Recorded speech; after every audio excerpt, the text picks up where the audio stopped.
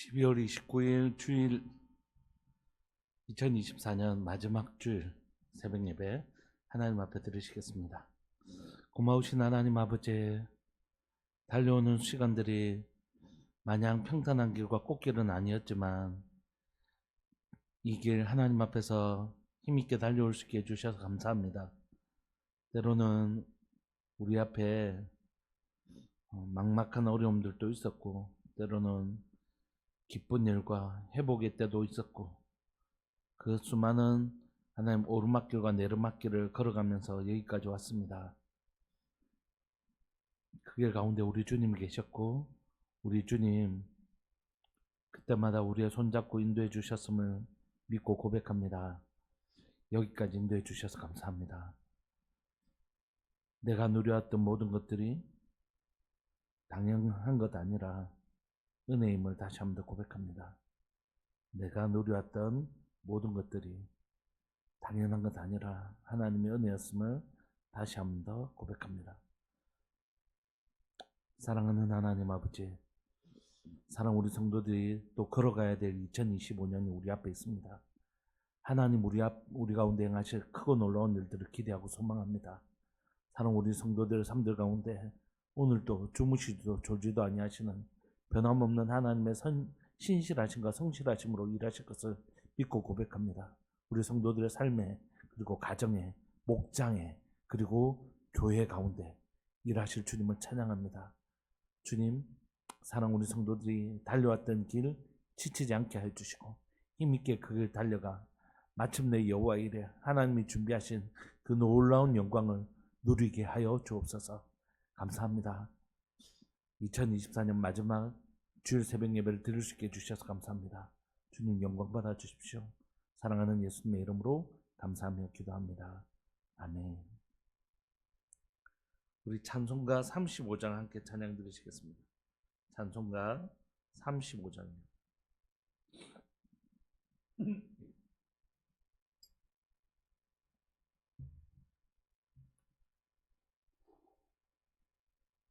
찬송가 35장.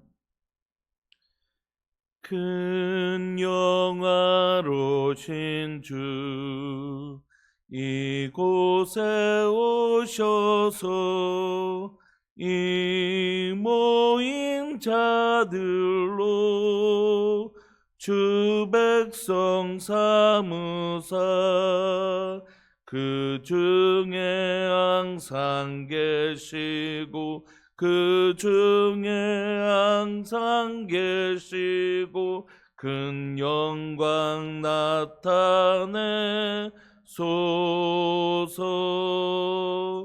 이 백성 기도와 또 예물 드림이 향내와 같으니 곧 받으옵소서. 주 예수 크신 복음을, 주 예수 크신 복음을 만 백성 듣게 하소서. 또 우리 자손들 다 주를 기리고 저 성전 돌같이 기나게 하소서. 주 구원하신 능력을, 주 구원하신 능력을 늘 끝날까지 주소서. 주 믿는 만민이 참 진리 지키며 예 성도들같이 주 찬송하다가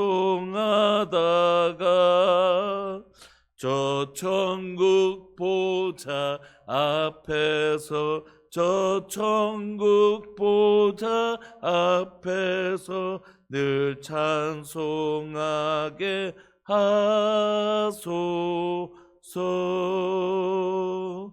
아멘. 아멘. 우리 하나님의 말씀 요한계시록 21장 22절부터 27절까지입니다. 21장 22절부터 27절까지.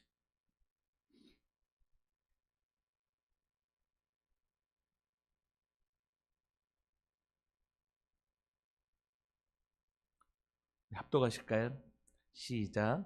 성 안에서 내가 성전을 보지 못하였으니 이는 주 하나님 곧 전능하신 이와 및 어린 양이 그 성전이심이라. 그 성은 해나 달의 비침이 쓸데없으니 이는 하나님의 영광이 비치고 어린 양이 그 등불이 되심이라.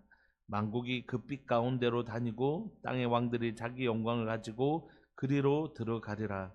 낮에 성문들을 도무지 닫지 아니하리니 거기에는 밤이 없음이라.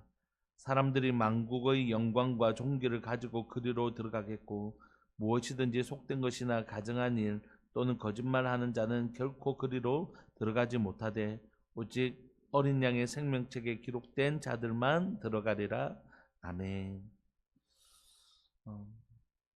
우리가 과정은 잘 모를 수 있습니다. 우리의 삶의 여정에 나는 앞으로 어떻게 이렇게 갈 것이다, 이렇게 여정을 잘 모를 수 있잖아요.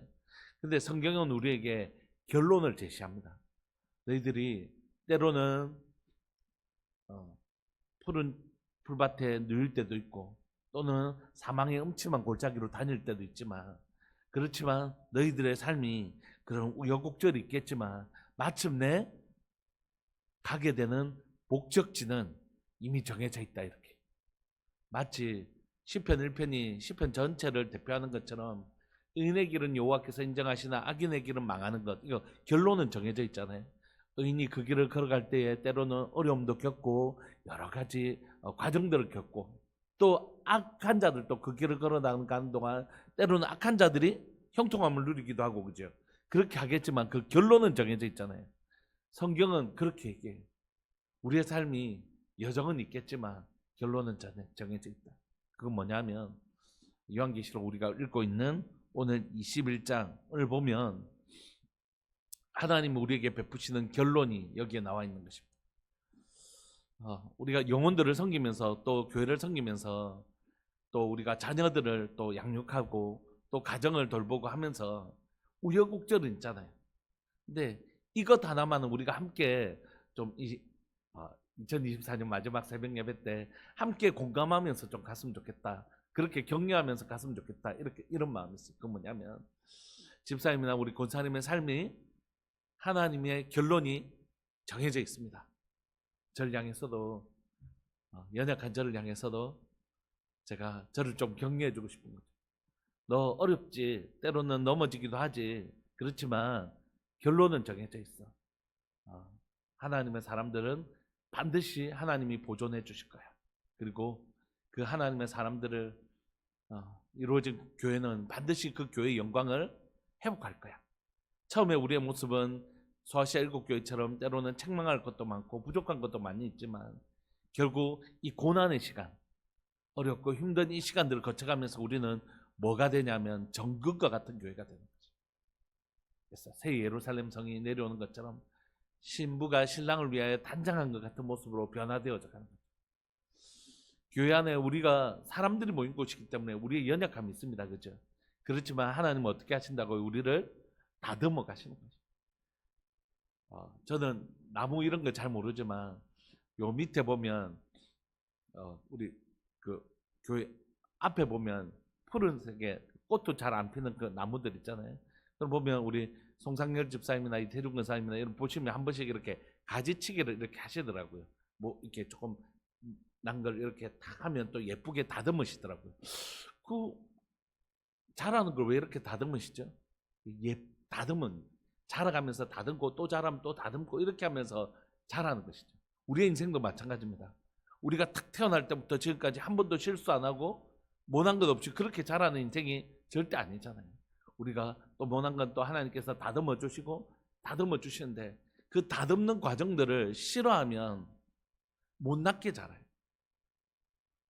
그게 딱 자르는 거니까 뭐 유쾌한 경험이 아니잖아요. 딱 자르고 한다는 게. 근데 그게 싫으면 내가 예쁘게 안 자라요. 그래서 내가 연약할 수 있다는 것을 인정하고 그 연약함을 하나님께서 다듬어가는 과정들을 허락하실 때 예수님 저를 그 이 환경이나 이 어려움들이나 이런 상황들을 통하여 예쁘게 저를 다듬어 주십시오. 이 순간들이 그렇게 유쾌한 경험이 아닐 수도 있고 때로는 되게 힘든 순간일 수도 있지만 그렇게 주님이 우리를 다듬어 가시는 거죠. 우리를 정글과 같이. 아무도 자신의 현재 인생에 대해서 완전하다고 말할 필요도 없고 완전하지 않은 것 때문에 막 자존심 상할 필요도 없고 그죠? 우리 다 그런 연약한 인생이에요. 다 마찬가지입니다. 그런데 주님이 우리를 다듬어 가시죠. 근데 중요한 건 그 다듬는 걸 싫어하면 안 됩니다. 죄송해요. 사람들 관계 속에서도 죄송해요. 제가 착각했는가 봐요. 그러세요? 그럼 제가 이렇게 좀 바꿀게요. 그렇게 자기를 다듬어가는 과정 속에서 우리는 예쁘게 자라는 것입니다. 소아시아 일곱 교회가 결국 이 환난과 핍박과 하는 이 과정들을 통과하면서 새 예루살렘 진짜 신랑을 위하여 단장한 신부처럼 예쁘게 변화되어져 가는 것입니다. 우리가 걸어왔던 2024년도 그랬고 그죠? 우리에게 허락된 때로는 왜 하나님께서 이런 고난을 우리에게 주셨을까? 생각되었던 지점들도 많이 있고 이분은 이미 충분히 힘드신데 하나님 이분은 그냥 가만히 놔둬도 지금 너무 힘든 분인데 왜 이런 어려움까지 주십니까? 이런 때도 있었고 또 하나님께서 회복하고 치유하시고 또 그 과정들을 극복하시는 과정들을 주시면서 예수님이 계신 배에 풍랑이 있었던 것처럼 앞으로 예수님이 십자가에 죽으시고 부활하시고 승천하신 다음에 사실 갈릴리 호수에 있는 풍랑보다 더 큰 로마의 풍랑이 있잖아요. 그 앞에 견딜 수 있는 사람 되게 하시려고 연단하시는 과정이었다는 걸 나중에 알게 된 거예요. 나중에.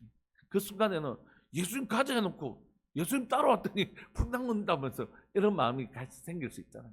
예수님 믿고 걸어가는 우리 인생 가운데 왜 이런 풍랑이 생기나? 그런 건 이 풍랑에도 결단코 이 배가 전복될 수 없다는 것. 풍랑이 이 배는 흔들 수 있을는지 모르지만 결단코 이 배를 전복시킬 수 없다는 사실을 배우게 하시는 것이죠. 저도 동일한 고백이 있습니다. 저도 때로는 교회를 섬기면서 교회를 흔들려고 하는 사람들이 있고 또 그 사람들이 아니라고 할지라도 악한 것들이 또 그렇게 교회의 성장을 싫어하니까 교회가 교회다워지는 걸 사단이 좋아할 리가 없잖아요.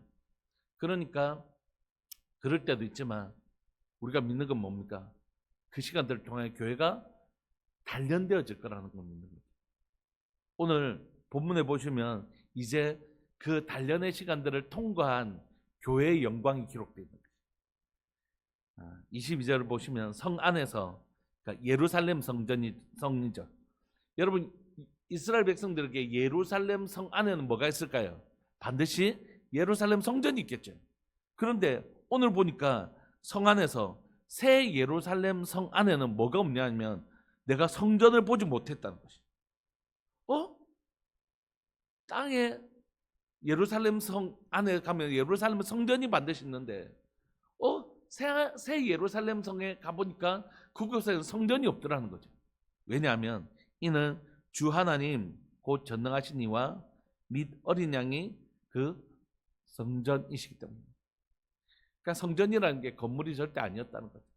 성전은 처음부터 하나님이시죠. 그리고 하나님이 우리와 함께 계시기 때문에 우리가 성전된 것이죠. 그러므로 성전의 가장 중요한 건 건물이 아니었고 처음부터 하나님이 우리와 함께 계시다. 그게 완성된 게 바로 이 요한계시록의 마지막 새 예루살렘. 이 안에는 성전이 따로 필요 없는 것이. 왜냐하면 이 성 전체가 이미 우리가 앞에서 봤던 것처럼 정육면체였잖아요. 정육면체는 뭐냐면 여러분들 기억하실는지 모르지만 기억 안 하시는 게 맞아요. 이거 어떻게 기억하겠어요?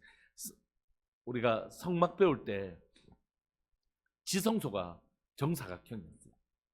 지성소가 정사각형이거든요. 근데 그러니까 지금 본문은 무슨 얘기를 하냐면 새 예루살렘 성 자체가 지성소다 이렇게.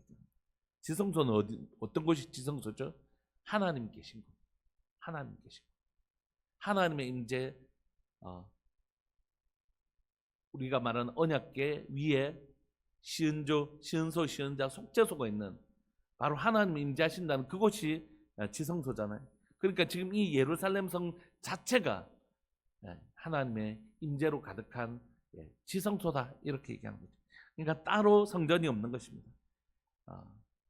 사랑하는 여러분, 여기가 성전이 아닙니다. 예배당, 예배를 드리기 위하여 구별된 곳이니까 귀한 곳이죠.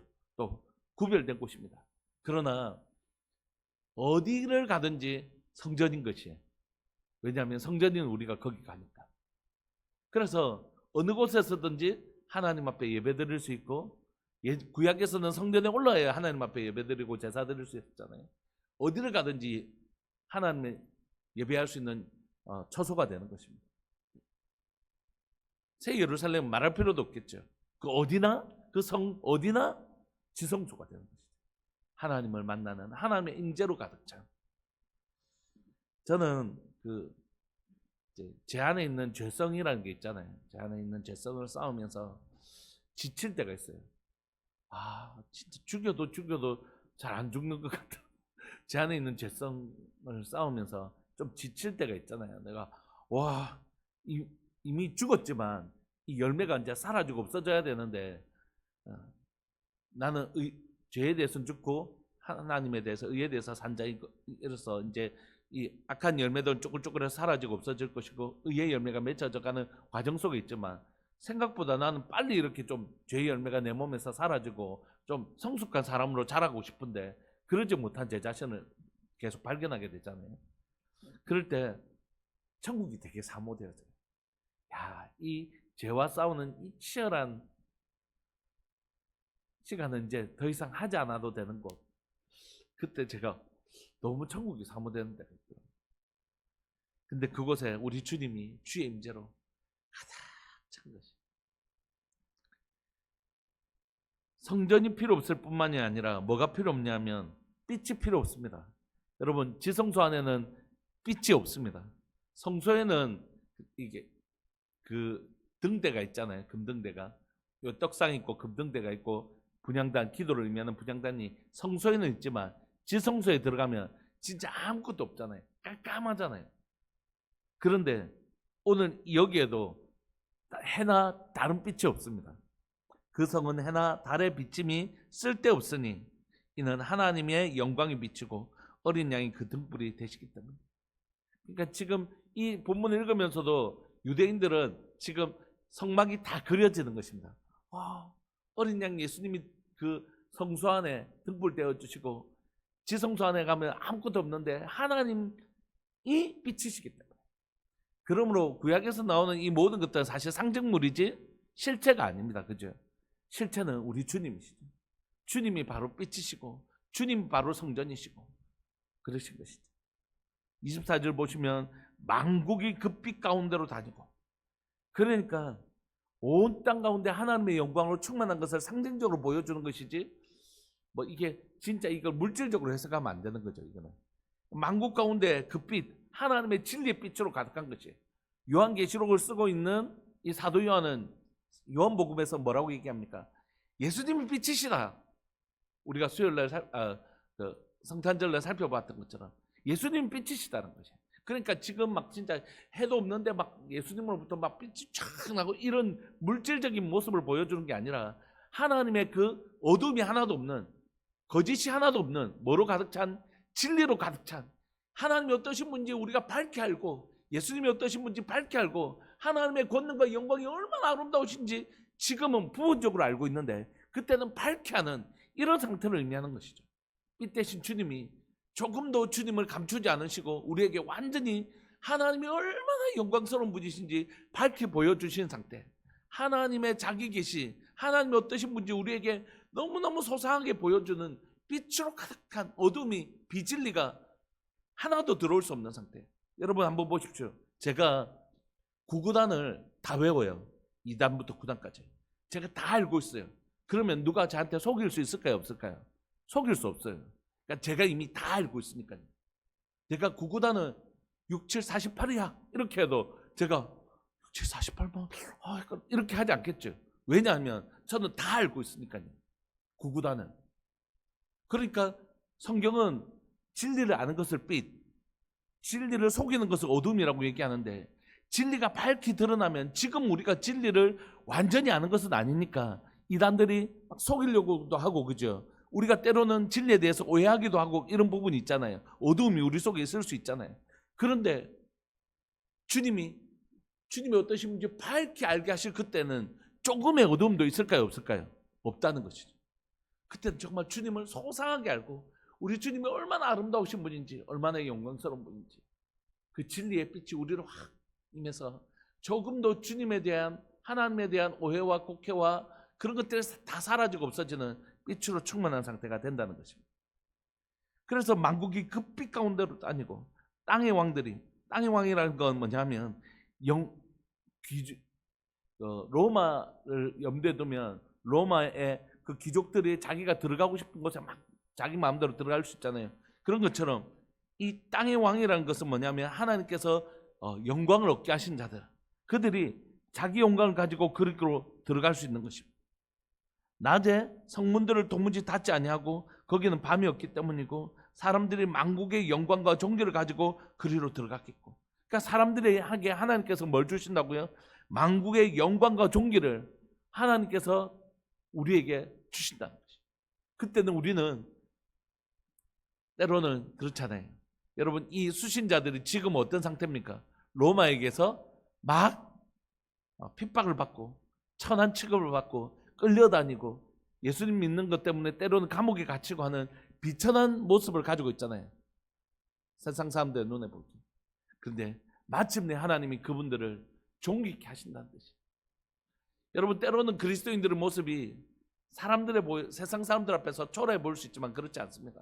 성경은 분명히 우리에게 무명한 자 같으나 유명한 자요, 낮은 자 같으나 높은 자라고 우리를 설명해요. 그리고 마침내 베드로가 범인이었더니 사도행전에서 복음을 전할 때 우와, 저 사람이 가진 지혜가 무엇이냐 이렇게 놀랬던 것처럼, 주님 앞에 서는 그날에 하나님의 사람들이 얼마나 존귀한 사람들이었던지를 드러내게 되는 것이죠. 그래서 사람들이 만국의 영광과 존귀를 가지고 그리로 들어가게 되는, 이곳에서 하나님이 주시는 그 영광과 존귀를 누리는 장면들이 여기에 26절까지 들어가 있습니다. 그런데 27절에는 이 영광에 참여하지 못하는 자들이 반드시 있다 이렇게 얘기해요. 여러분들, 우리 구약 설교할 때 혹시 이거 기억나세요? 이스라엘 백성들이 진을 칩니다. 안에 성막이 있고 백성들이 진을 쳐요, 머물 때. 그러면 이 사람이 뭐 부정한 것에 문둥병이나 이런 것이 나면 이 사람들 어떻게 하죠? 진 밖으로 나갑니다. 왜냐하면 이 사람 부정한 사람이기 때문에, 이 진 안은 하나님이 계시는 곳이기 때문에 이 사람을 진 밖으로 가서 치료하고, 치료가 확인된 다음에 들려보내잖아요. 예수님이 십자가에 죽으실 때도 유대인의 관점에서는 뭐죠? 신성을 모독한 자로 여겼잖아요. 그래서 예수님은 어디다 죽이냐면 영문 밖에서 죽이죠. 왜냐하면 그러면 안에서 죽이면 부정하게 된다 이렇게 생각했거든요. 그래서 그걸 아는 이스라엘 백성들의 관점에서 27절 보시면, 무엇이든지 속된 것이나 가정한 일 또는 거짓말하는 자는 결코 그리로 들어가지 못하네. 그들은 하나님 앞에서 악한 자여 부정한 자이기 때문에 이 성 안에 들어올 수 없는 것입니다. 부정한 자입니다.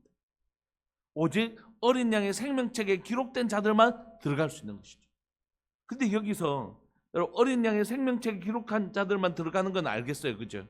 그런데 여기서 보시면 이 하나님의 거룩한 성 예루살렘에 들어갈 수 없는 자들을 속된 것, 이거 되게 구약적 표현이잖아요.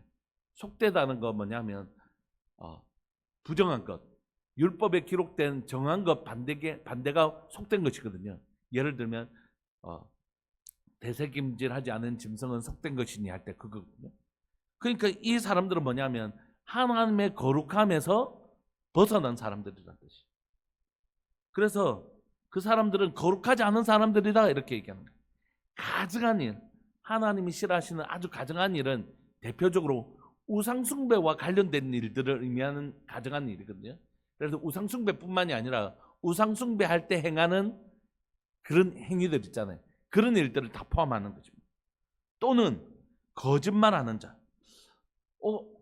목사님, 우리 세상에 거짓말 한 번도 안 한 사람 있겠습니까? 세상에서 제일 큰 거짓말이 난 거짓말 한 번도 안 했다. 이게 거짓말이다. 우리 다 거짓말 하잖아요.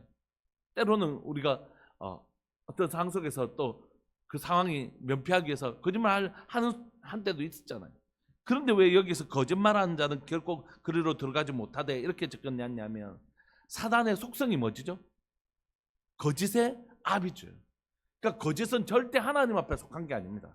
오늘 우리 본문에서 만국이 뭐로 가득 찼다고요? 빛으로 가득 찼대요. 진리로 가득 찼대요. 그곳에는 거짓을 가진 자들은 들어갈 수 없는 것입니다. 그러니까 거짓이라는 게 이만큼 하나님의 속성과 정반대되는 사단의 속성인 거예요. 거짓의 아비. 그래서 사단의 주특기는 다 뭐냐면 입에서 나오는 것이. 입에서 하나님의 역사도 하나님의 말씀으로 이루어지지만 사단의 주특기는 뭐죠? 속이는 것 아니면 겁박하는 것이. 네 무리로 그냥 빠져가서 죽는데 이렇게 막 겁을 주는 거죠. 사단이 하는 일은 늘 두 가지라고 말씀드렸죠. 하나님은 우리에게 진리를 가르치시고 우리가 그 진리를 믿으면 하나님 나라가 이루어지는데 사단은 반대로 진리를 안 말하고 거짓을 말하고 그 다음에 진리를 알더라도 네 그렇게 하면 물에 팍 빠져서 죽네 이렇게 위협하는 이 두 가지가 사단이 하는 일이에요. 그래서 거짓을 말할 때 우리가 엄청 이것에 대해서 민감하게 반응할 필요가 있다는 것이. 저 사람이 왜 사실이 아닌데 저렇게 사실인 것처럼 이렇게 얘기할 때 그게는 진리가 없지. 그러니까 그게는 하나님의 속성이 없는 것입니다. 여러분 말씀을 마무리하면서 우리 모두 다 완전한 자가 아닙니다. 여기서 방금 말씀드린 것처럼 거짓말 한 번도 안 하는 분은 여기 누가 있겠어요? 우리는 그런 죄인이에요. 그러나 우리의 죄가 예수님의 십자가의 보혈 앞에서 정결함을 받을 때 우리는 이 생명책에 기록된 자로서 안으로 들어갈 수 있는 것이죠. 우리가 믿는 건 그거잖아요. 우리가 믿는 건 나의 완전함을 믿는 게 아니라 예수님의 보혈의 완전함을 믿는 것이죠. 그 보혈을 의지하고 나아갈 때 주님은 우리를 이 생명책에 기록된 자들로 들어가게 하십니다. 그런데 그 과정 속에는 뭐가 있다고요? 우리를 연단하시는 거예요. 그래서 주님 우리 오늘도 우리 문 밖에서 두드리시고 너 그러면 안 돼. 때로는 예수님이 우리에게 들어오실 때도 그렇지만 끊임없이 우리 마음속에 두드리시잖아요. 내가 또는 내 연약함이나 내 성품의 연약함으로 하나님이 기뻐하시지 않는 일을 행할 때 주님 우리 마음밭에 너 그러면 안 되지. 그러면 안 돼. 이렇게 해야 돼. 그렇게 이쁘게 잘할 수 있어. 이렇게 우리를 마음에 두드리시잖아요. 우리가 그 말씀에 또 자신을 쳐서 순복하면서 그렇게 한 발짝 한 발짝 걸어가는 것이죠. 말씀을 마무리하고 싶습니다. 제가 한 해를 보내면서 여러 가지 마음 아픈 일들이 많이 있었지만 또 하나는 뭐냐면 새벽에 늘 새벽자리를 지켜주시던 우리 어른들이 그럴 수밖에 없다는 걸 인정해요. 상황도 그렇고 몸도 약해지시고 앞으로는 더 그럴 거라고 생각합니다. 우리 김은섭 집사님하고 유건사님 또 우리 송 집사님 계시고 하지만 여기 있는 분들 다 연세가 이제 들어가시는 거예요. 그리고 몸도 점점 약해져요. 사람들이 하는 말이 나이가 들면 새벽잠이 없다. 무슨 거짓말입니다. 다 피곤한 건 마찬가지. 그런데 이제 우리 어른들이 기도하시는 어른들이 몸이 쇠약해져가는 것들을 새벽을 보면서 보잖아요. 그래서 이 자리를 젊은 세대들이 올라오면서 채워줘야 되는데 기도의 자리를 채워줘야 되는데 그래야지 이 새벽 예배가 지켜질 수 있는데 새벽 예배 없어진 교회가 많이 있습니다. 울산에서도 새벽 예배 안 하는 교회가 하는 교회보다 오히려 더 많아요. 우리가 안 하는 교회로 들어가면 안 되는데 기도하는 사람이 끊어지면 안 되는데 이런 생각을 그래도 우리가 10명 이상은 항상 이렇게 모여서 예배를 드렸는데 그런 안타까움이 있는 그걸 누구를 뭐라 할 수 없는 그렇지만 젊은 세대들이 좀 더 힘을 내서 기도의 자리로 나와줬으면 하는 그런 마음이 드는 2024년이었던 것 같습니다. 제 중심으로 여러분들 정말 축복하고 싶습니다. 여러분들이 보냈던 그 기도의 시간이 하나님 앞에 쌓였다라고 요한계시록에 우리에게 얘기해 주시니까 함께 격려받았으면 좋겠습니다. 우리가 새벽 예배에 쌓았던 그 기도가 아무리 기도해도 응답도 안 되고가 아니라 하나님 앞에 틀림없이 쌓여 있고 하나님 이것을 이루시는 날에, 그날에 우리의 기도가 사용되었음을 깨닫는 날이 올 거라고 저는 믿습니다. 여러분들 2024년 한 해 동안 이 새벽을 지켜주셔서 무엇보다도 감사하고, 기도의 자리에 계셔주셔서 진짜 진심으로 감사하고, 또 여러분들의 기도 때문에 우리 성도들의 삶 가운데 회복과 역전이 일어났음을 좀 믿음으로 좀 고백하고 싶습니다. 정말 감사하고 우리 잘 달려갑시다. 요한계시록 이 끝까지 1장에 나타나 있는 7교회가 부족하고 연약했지만 마침내 새 예루살렘 성이 임하는 것처럼 우리 교회가 그렇게 예쁘고 연단되어져서 정금과 같이 시대 가운데 정금과 같이 잘 빚어가는 그런 예쁜 교회, 정말 주님 기뻐하시는 교회로 잘 자라가는 은혜를 우리가 함께 누렸으면 좋겠습니다. 우리 마지막으로 통성으로 기도합시다. 기도하면서 주님, 어린 양의 생명책이 기록된 자로 잘 연단되어져서 예쁘게 다듬어져 가면서 특히 주님 배울 그날에 신랑을 위하여 단장한 신부와 같이 설 수 있는 교회 성도 되게 하여 주옵소서. 사랑하는 주님의 이름을 크게 부르시면서 우리 이 말씀 붙드시고 또 교회 붙드시고 또 특별히 우리 성도 붙드시고 우리 이렇게 한번 마지막으로 기도했으면 좋겠습니다. 기도하시겠습니다. 주여, 살아계신 하나님 아버지, 역사하시는 하나님 감사합니다. 이 새벽에 하나님 우리를 부르시고 기도하게 하시니 감사합니다. 이 새벽에 하나님 참 2024년 시작한 것이 엊그제 같은데 한 해가 이렇게 정말 52주가 이렇게 달려갔습니다. 하나님 이 새벽마다 추운 날도 있었고 더운 날도 있었고 비가 오는 날도 있었고 참 하나님 태풍이 부는 날도 있었는데 한 번도 하나님 이 새벽 예배가 끊어지지 않도록 도와주신 하나님의 은혜에 감사하고, 주님께서 이 새벽 예배가 사랑하는 이 재단에서 끊어지지 않도록 주님 지켜주신 은혜를 너무너무 감사하고, 특별히 하나님이여 그렇게 될 수 있도록 하나님 이 재단을 지켜고 하나님이여 이 새벽을 지켜낸 사랑하는 우리 귀한 기도의 사람들로 인하여 너무너무 감사합니다. 사랑하는 하나님 아버지 감사합니다. 하나님 사랑하는 주님, 이 새벽에 드려졌던 그 기도를 주님 꼭 기억하여 주시고, 하나님 이 새벽에 주님 앞에 드려졌던 그 모든 기도를 주님 꼭 연락하여 주시기를 간절히 바라고 소망합니다. 주님 은혜 내려 주옵소서. 은혜 내려 주옵소서. 주님 은혜 내려 주옵소서. 주님 주의 은혜를 구합니다. 오늘도 주의 은혜를 구합니다. 만극하신 주의 은혜를 구합니다. 사랑하는 하나님 아버지, 만극하신 주의 은혜를 주님 베풀어 주시기를 소망합니다. 주님, 사랑하는 교회가 2025년에도 하나님 이 새벽 예배가 끊어지지 않게 하여 주시고, 이 새벽 예배 가운데 새벽 예배의 부흥이 일어나게 하여 주옵소서. 새벽의 부흥이 일어나게 하시고 기도의 부흥이 일어나게 하여 주시고, 기도하는 기도의 용사들이 일어나는 하나님의 복된 교회, 주님 시대 가운데 등불을 밝히는 교회, 하나님 바로 하나님 어리석은 다섯 처녀가 아니라 지혜로운 다섯 처녀처럼 기도하며 그 하나님의 기름을 준비하는 복된 성도 될 수 있도록 주님 도와주옵소서. 오늘 하나님 2024년 마지막 주일 예배를 주님 앞에 드립니다. 얼마나 감사한지 모르겠습니다. 얼마나 감사한지 모르겠습니다. 내가 누려왔던 모든 것들이 당연한 것 아니라 은혜인 것을 고백하고 하나님 얼마나 감사한지 모르겠습니다. 여기까지 달려오게 해주신 것, 사랑하는 하나님 아버지, 오늘 예배 가운데 주님 영광 받아주시고 다음 세대들 졸업 예배 있는데 하나님 우리 아이들 잘 자랄 수 있도록 주님 은혜 내려주셔서 감사합니다. 주님 아이들 가운데 영광 받아주시고, 또 하나님의 예결산이 있습니다. 하나님 교회 가운데 하나님 마르지 아니하는 샘으로 우리 가운데 재정을 공급하시고 하나님 사랑하는 교회를 먹이시고 입히시는 하나님의 친절한 손길로 인하여 너무너무 감사하고, 또 하나님의 우리 성도들 하나님의 헌금 가운데서도 하나님의 믿음의 하나님의 담대한 모습 보여주실 수 있게 해주셔서 감사하고, 하나님 생각해보니 감사한 제목밖에 없습니다. 감사합니다. 주님, 사랑하는 우리 성도들을 지켜주셔서 보존하여 주셔서 믿음을 보존하시고 지켜주셔서 감사합니다. 하나님 감사합니다. 감사합니다. 주님 감사합니다. 주님 영광 받아 주옵소서. 사랑하는 예수님의 이름으로 감사하며 기도합니다.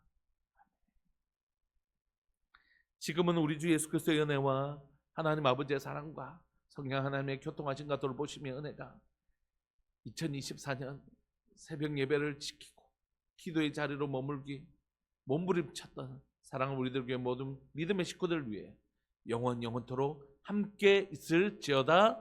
아멘. 여러분 사랑하고 축복합니다. 여러분들 그리고 진심으로 감사합니다. 여러분들 기도를 하나님 꼭 연락하실 것을 믿습니다. 계속해서 기도하시다가 11시 예배 때 뵙겠습니다.